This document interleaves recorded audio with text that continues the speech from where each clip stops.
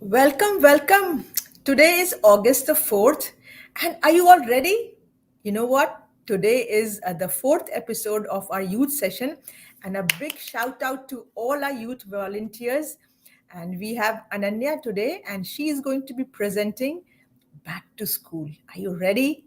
Ananya, we do not know if parents and students are ready, but you have a lot to share and about what's going on. Yes, Floor is all yours. thank you. Okay, hi everyone. I'm Ananya. Today we're going to talk about back to school, and obviously that's something that's a bit intimidating because a lot of us haven't been in person for a while, and it's been quite a while. So I just wanted to give a few reminders and help you guys out and give you some tips that I think will help us all make a smooth transition back to what we hope is going to be back to normal. So first things first, as you guys know, during lockdown there were obviously some unhealthy habits we all developed and some healthy habits that we all developed. For instance, maybe we got more time to spend with our family, so that's a healthy habit we developed. And maybe an unhealthy habit was staying up late at night and, maybe being lazy and not wanting to, get out of bed and doing school in bed, which is not the best thing for your physical health, and it's not usually the best thing for your mental health either because you're not changing your environment. So those are just a couple of examples of some healthy and unhealthy habits.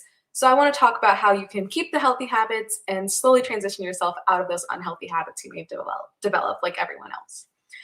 So first things first, as we talked about staying in bed, sleep is super important. And as a high schooler, I can say that I didn't really take anyone seriously when people told me I needed to get as much sleep as I could going into high school. But it's something that you definitely need to know. And I think that's prevalent in every single grade, elementary school, middle school, everything, college. Sleep is super important, not only because it keeps you rejuvenated, but also because it helps you, have a clear mind before you go to school and feel fresh and feel like you're able to, do things in a more, I guess you could say, efficient manner. So sleep is super important in those ways. And of course, it has its own health benefits. But what I will say is that don't stay up late for unnecessary reasons, at least during school nights. For instance, maybe like FaceTiming a friend on a school night's probably not the best idea if you're going to stay up until maybe like 2 a.m. and then, you have to wake up super early. That's not usually the best idea. Maybe you can still FaceTime a friend, make time for that, but maybe limiting that amount of time and still putting a certain time for yourself to sleep at is the most healthy way to transition out of that habit that a lot of us may have developed. And so I would say that's something that's super important. Reinforce sleep in your schedule. Make time for sleep because I promise it'll help you even do better academically, and it'll make you feel like more able to learn and more able to take in information and maybe recover from struggling from virtual learning like a lot of us have. The second thing I would say is healthy food and healthy eating. When I say this, I mean, not when you're bored, obviously, a lot of us tend to snack on foods, and that's okay to snack. But sometimes we end up binging, or sometimes we end up eating just because we're bored and we have nothing else to do. And there's a lot of negative parts of this. The first thing is that you're not moving around, so you're not having that much exercise, which is not the greatest thing for your health, obviously. And also, it can just make you feel even more lazy and less motivated to do things. Transitioning into an in-person schedule is already going to be quite difficult, and it may be hard for you to stay motivated. So constantly eating unhealthy food would make you feel maybe not yourself and not as motivated. And it's okay to eat unhealthy food once in a while, but eating a lot of it throughout the day as you're bored is not a great habit, obviously. So during school, it's just important to understand that you want to keep eating healthy, but not only that, you also want to eat at the right times. I know a lot of people, when high school was normal for me, that would skip meals. Like they would skip breakfast and they would skip lunch, or either or, and that's not healthy at all because number one, once again, your brain's not going to be able to have that same level of retention.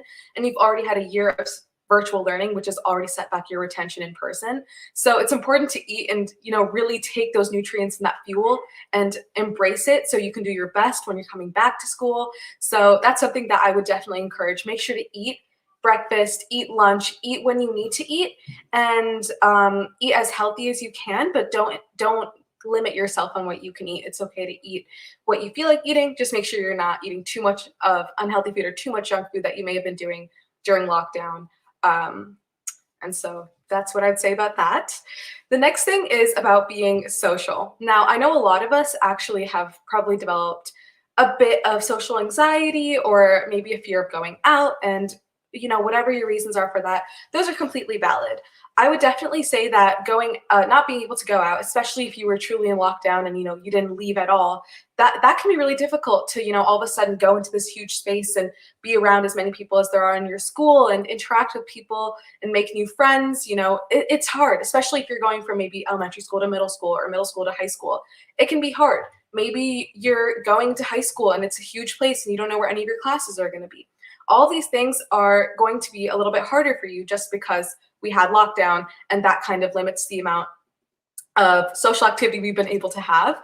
And once again, you are completely valid in that. And what I would say to that is that it's super important to tell yourself to take it slow and tell yourself that you're not the only person who went through lockdown. Everyone went through it. Everyone's going to have, everyone's not going to know where they're going if, in your grade, because that's just how it's going to be. Teachers are going to understand if you're late to classes because they understand that, you haven't been here.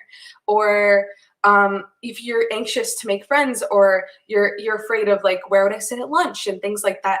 It's super important to understand that you need to tell yourself that I'm not the only one who's gone through this. It's okay. Take some deep breaths. Try to fight those negative thoughts of feeling isolated, because isolating yourself is just going to be more unhealthy. And trying to take small steps into being more open to people is definitely something that I think would be helpful. Maybe start with sitting with one friend and saying, hey, like, let's try to make one new friend today, or let's just try to say hi to one person today. Things like that. Make small goals for yourself. Every person's different.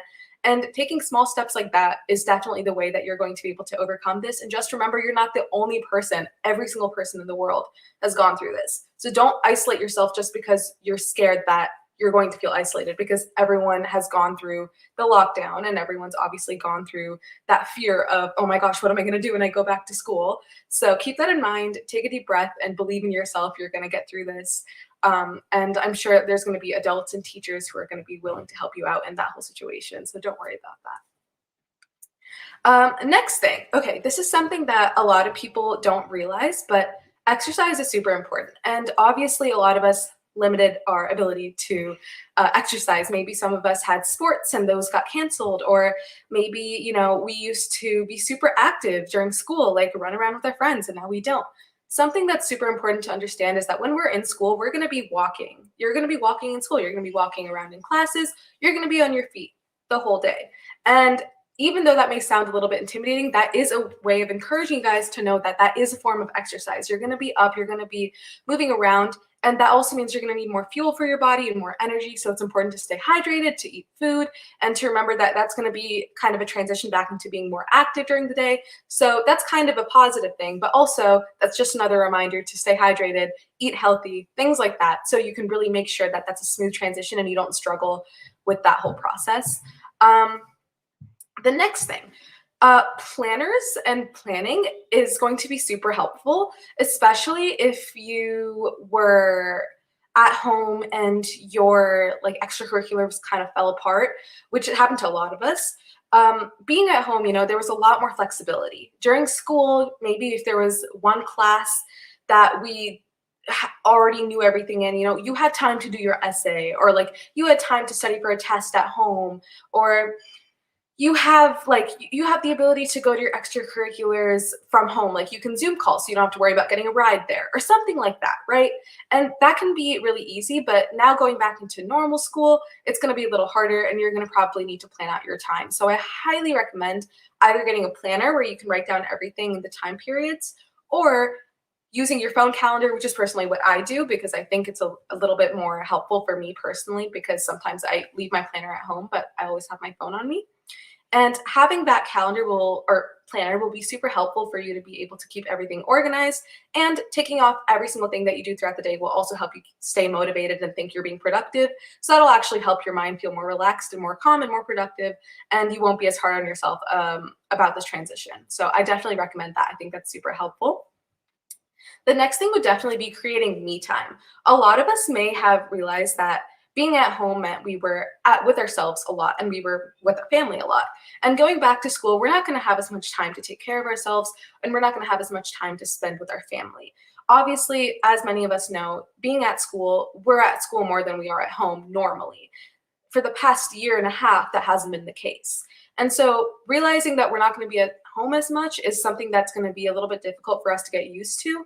However, it's important to realize that whenever you are at home, to still take that valuable time, those valuable lessons we've learned about spending time with your family and spending time with yourself, and applying them, because that's a healthy habit to spend time with your family, to spend time with yourself, to take care of yourself, maybe like, do a face mask once in a while, or whatever you did to practice self-care during quarantine. It's important to maintain those habits. So don't completely diminish everything that you did during lockdown, because there's probably some good things that you did for yourself and for your family. And so it's important to maintain those things. So I recommend you continue to make me time, because you probably realized how important it was during lockdown.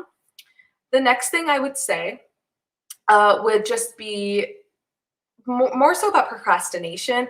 I think a lot of us were able to procrastinate really easily during this time, because you could stay up as late as you wanted and you didn't have to wake up in the morning and go somewhere. You could still do school in your PJs. And obviously that's not going to be the case this coming school year. So it's important to realize that even though it's going to be hard for us to get back that motivation, those little steps of creating a schedule so you know when you're waking up, and getting those nutrients from food, and drinking enough water so you stay hydrated and energized throughout the day. Those little things will help you feel more motivated in your brain scientifically, and that will also help you stay more on top of things. So even if you do end up procrastinating during school, you still have energy to be able to push yourself, instead of being at home, being in bed, all those things. So that's what I would say about procrastination. Honestly, it's something that we can't avoid, but that's just basically what I would say about back to school.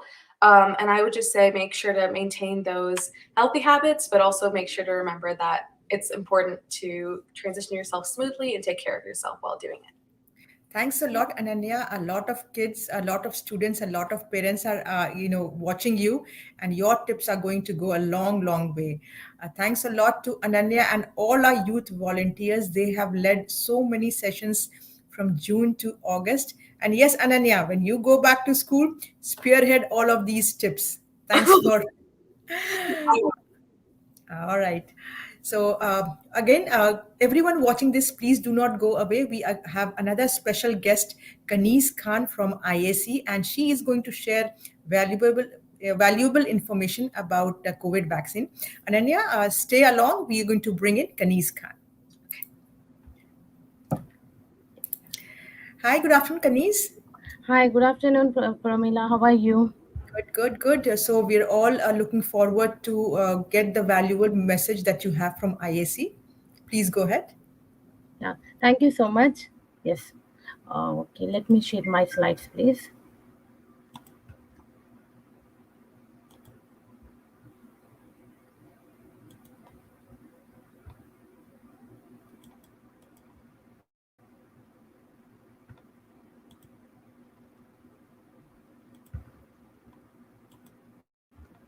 Just a minute.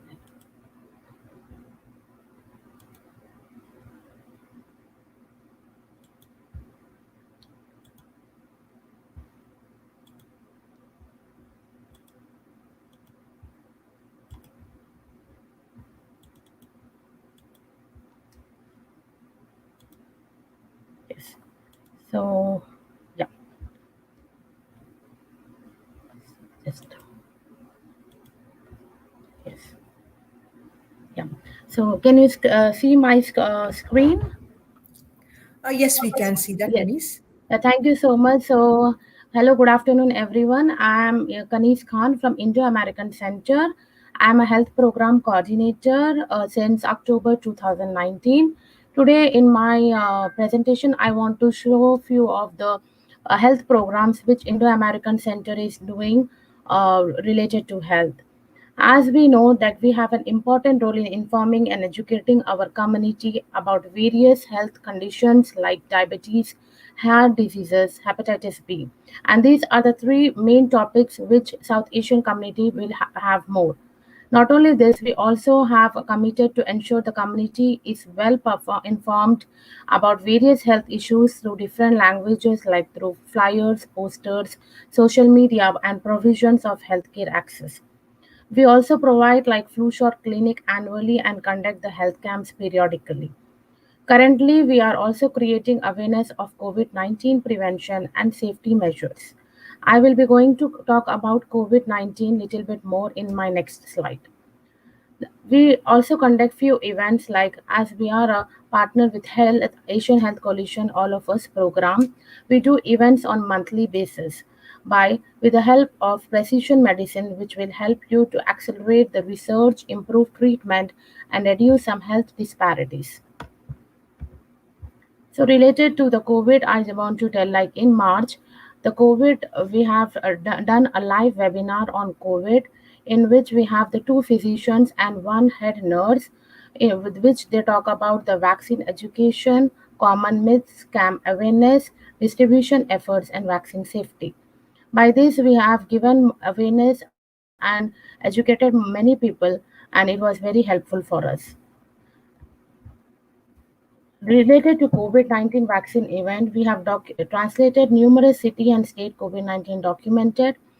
Indo-American Center vaccinated more than 600 people at two different events, which is conducted at the Indo-American Center.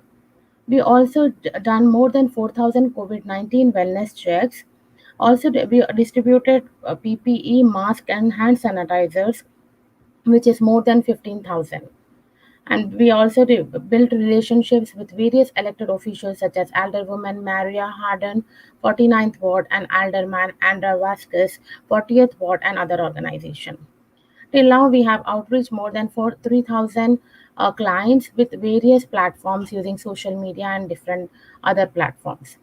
Right now, we have got an Healthy Chicago Equity Westwich project, and we are working on it. And basically, we are mainly doing for the pandemic COVID-19 and other various health projects. And we are also partner with the Vaccine Brigade. In this, we are doing door-to-door canvassing and providing the clients with an appointment by giving them in-home vaccine services. These are the few images which I shared, which we have conducted in Indo-American Center COVID-19 vaccine event, which is partnered with City of Chicago and Walgreens. In this, we have few of the navigators from the community and also from the UIC and medical students. Lastly, I want to tell, like if anyone needs any help related to COVID-19, like referral, or they want to connect to any hospital who are undocumented or who have any questions related to COVID, we are happy to help you out. You can contact me at my email kkhan@indoamerican.org, or you can call me at my number 773-973-4444, extension 102. Thank you so much. Thanks a lot, Kanis. I think this was very useful information. We hope everyone who is watching that has noted the information, and they can reach for any COVID related information. And we do understand anyone can walk in to get the vaccination, correct? Yes, yes, All right. they can So come. that, Yes, or else whoever not able to come, we can provide them in-home services too, and they can just at home they can get their vaccine. oh, that's even awesome because there are many senior citizens or who have a disability who cannot travel. Hmm. And this is not only for the seniors or disability. Now they are giving this service to everyone, like any people. Yes, Yes. Yeah, this is really needed, and especially with what we are hearing, we hope yes, things are all in a stable format. yes. Kanis Khan, thank you so much, and we really appreciate our partnership with Indo-American Center. Thank you so much for giving me this chance. I really appreciate this. Thank you. Absolutely. Thanks everyone who's watching this. Bye. Bye.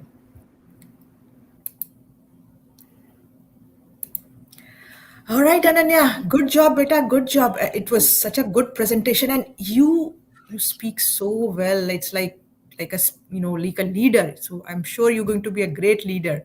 Thank All you. right. And Thank Ananya, this child, remember I told you he has moved from India. So we did let the mother know he's afraid to go to a psychologist or a therapist. We told him that we have a, just a high school student just like him.